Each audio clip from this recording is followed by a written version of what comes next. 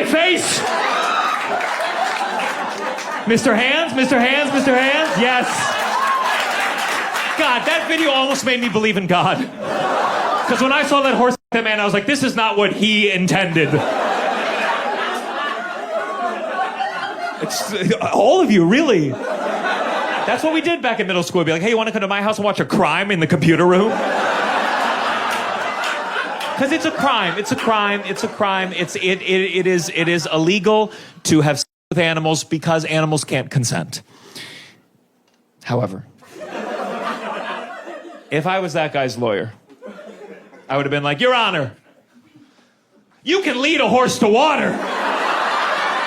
You can't make it my client in the end.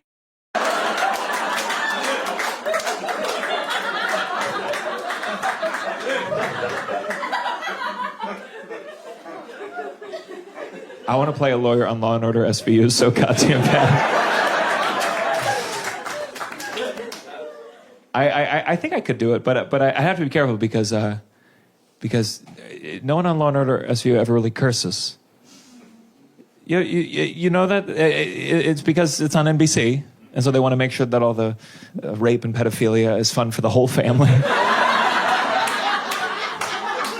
Watch it. You'll see cops get shot. They're like, zoinks! You'll see some guy get like busted for child porn. He's like, ay ay ay. I saw an episode of Law Order SVU. There was this guy.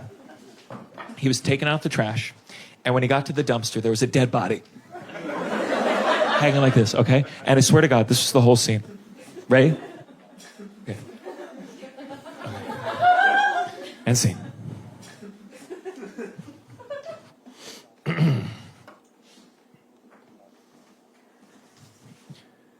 I don't remember throwing that away. Are you fucking serious, dude? Let me tell you something. If I was taking out the trash and there was a dead body in the dumpster, it'd be a little something more. Like this.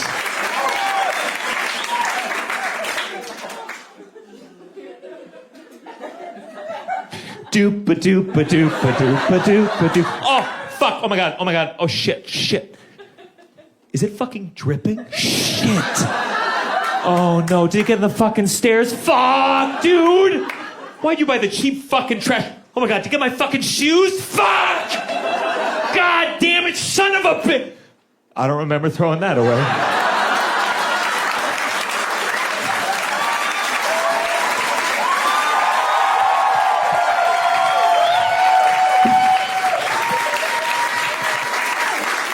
Wait.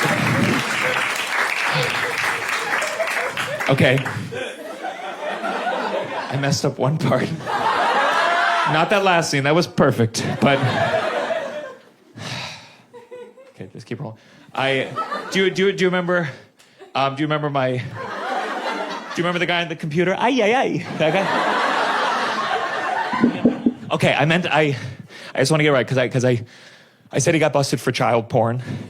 And I learned this on an episode of Law Order SVU quite recently, but it's like a real thing where you're not supposed to use the term child porn because it implies that it's like consensual pornography. You know, so the appropriate term is child sexual abuse materials, which makes sense. But that's a lot to type with one hand.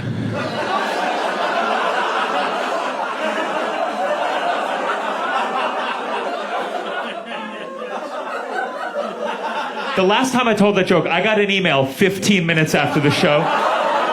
And this one woman simply wrote, "There's nothing funny about child porn." And I was like, what the fuck did I just tell you about that phrase?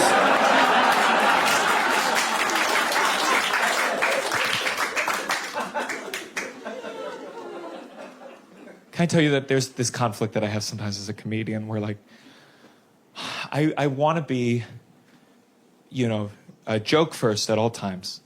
Comedy is number one, but then there's another part of me, and it's been there since I've been a young man growing up in D.C. where I'm just like, I want everyone to know how progressive I am,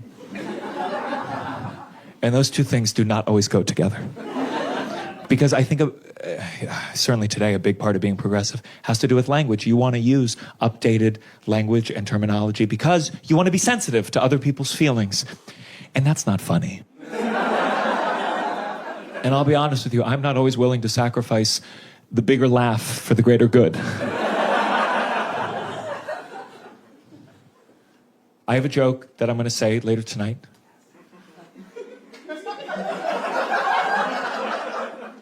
And that joke uses the term illegal immigrant. And listen, I've had progressive friends whom I respect that have pulled me aside and they say, hey, you should reconsider that. It's a hurtful phrase. It implies that someone's existence is illegal. The appropriate term, the sensitive term, the kind term, the true term is undocumented immigrant. And I listen to them. I'm not an asshole about this stuff. I changed it. I went around the country and Canada and Australia using the term undocumented immigrant. And you know what happened? Stopped getting laughs. So I had to go back to my progressive friends and be like, I'm sorry, unlike you guys, I have to win the popular vote.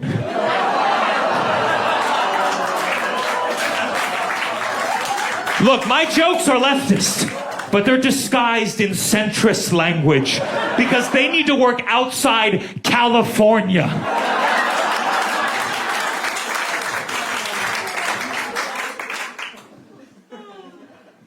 I pick my battles. Like every time there was an election where it was possible, I would try so hard to get my dad to vote for Bernie Sanders. And every time he'd say the same thing. You know who else supported universal health care? You know who else supported Medicare for all? Adolf Hitler. And I was like, not for everybody.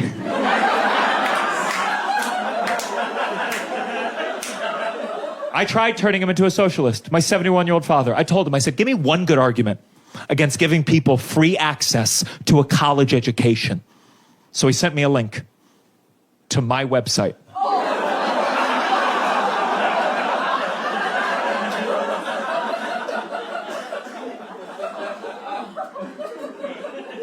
I know I talk about my dad too much on stage, but I think it's because I feel like if I can get you guys to understand who my father truly is, then maybe you'll understand just how well I'm doing considering the circumstances. But it can be tough because I'm sure you know, it takes a lot of time to write jokes.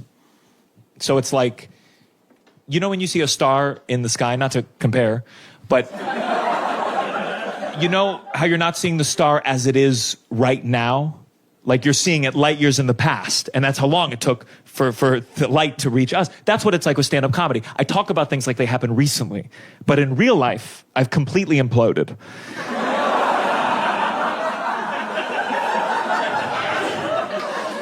And sometimes, especially when you talk about your own life, this major event can happen where it's like, I don't necessarily have the time that I want to bring it on stage. But then there's, on the other hand, it's like, it's so major that I can't not talk about it. Like last year, my dad had a heart attack and it required an emergency quintuple bypass.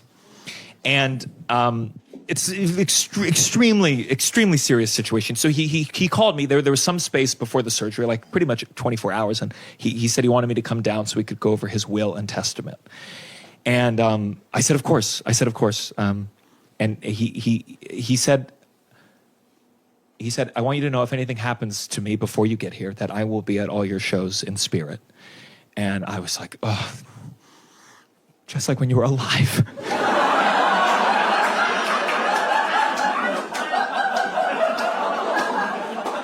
So I bought the next plane ticket available. It was very expensive, but I said, fuck it, it's an emergency. I sent my dad a Venmo request. And I went alone. My girlfriend offered to go with me, but I was worried it would bring us closer together. So when I got to the hospital, it was just my dad, me, my little sister, and my dad's new girlfriend, going oldest to youngest.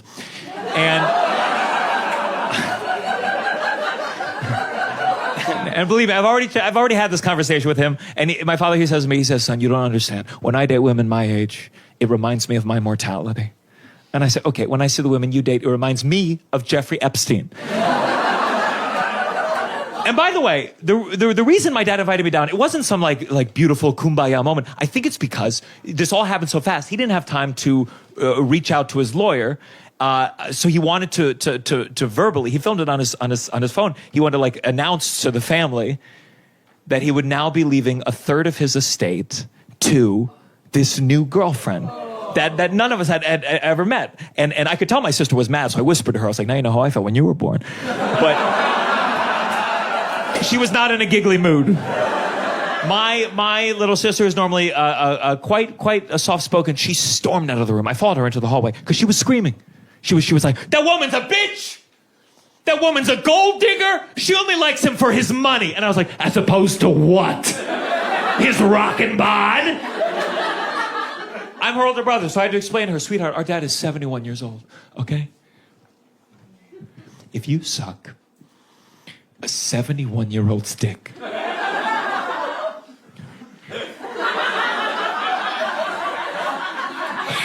you get to be in the will.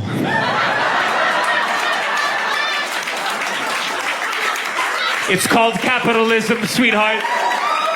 What are we doing?